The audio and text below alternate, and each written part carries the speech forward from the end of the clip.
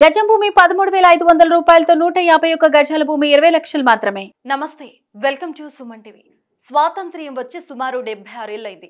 ఓవైపు టెక్నాలజీలో దూసుకుపోతున్నాం, ఏఐ యుగంలోకి వచ్చేసాం. అయినా ఇంకా గ్రామీణ స్థాయిలో పరిస్థితులు మారలేదు. మతాలు కులాల పేరిట జరుగుతున్న అన్యాయాలు ఆగడం లేదు. ఇంకా కులాల పట్టింపులతో ప్రజలు అనారికంగా జీవిస్తున్నారు. పెద్దల మాట వినకపోతే వెలివేయడం, బహిష్కరించడం వంటి ఘటనలకు అడ్డుకట్ట పడడం లేదు.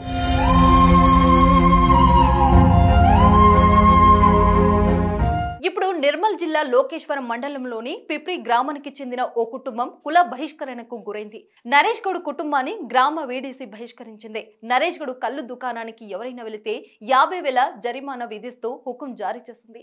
నా దగ్గర ఎవరైనా నా కళ్ళు దుకాణంలో కళ్ళు సేవిస్తే వాళ్లకు 50,000 జరిమానా విధిస్తామని హుకుం జారీ చేశారు.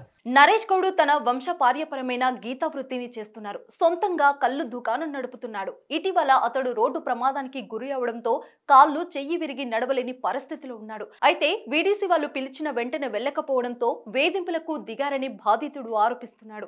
తన పరిస్థితిని అర్థం చేసుకోకుండా తన కుటుంబాన్ని కుల బహిష్కరణ చేశారని నరేష్ గౌడ్ వాపోయాడు. పోలీసులకు ఫిర్యాదు చేసినా పట్టించుకోవడం లేదని ఆవేదన వ్యక్తం చేశాడు.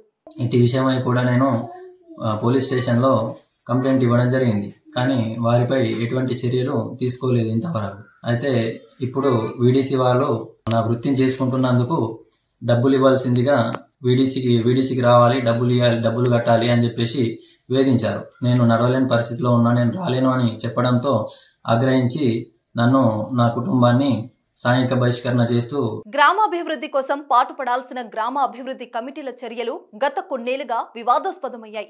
వారి మాటలకు అడ్డు చెబితే చాలు సామాజికంగా బహిష్కరిస్తున్నారు. వీడీసీ పేరుతో బహిష్కరించి వేధింపులకు గురి చేస్తున్నారు. చర్యలు తీసుకోవాల్సిన పోలీసులు సైతం కొన్నిసార్లు చూసి చూడనట్టు వ్యవహరించడంతో బాధితులకు తీవ్ర అన్యాయం జరుగుతుంది. జీవనాధారమే మా వృత్తి సార్. మా వృత్తి చేసుకోకుండా నన్ను ఇలా వేధిస్తున్నారు. కుటుంబానికి అయితే పోషణకి ఎటువంటి ఆధారం లేదు నాకు. ఇప్పుడు మళ్ళీ ఇంకా నేను నడవలేని స్థితిలో ఉన్నా. ఈ స్థితిలో ఉండగా కూడా నన్ను ఇలా వేధిస్తున్నారు, నన్ను, నా కుటుంబాన్ని.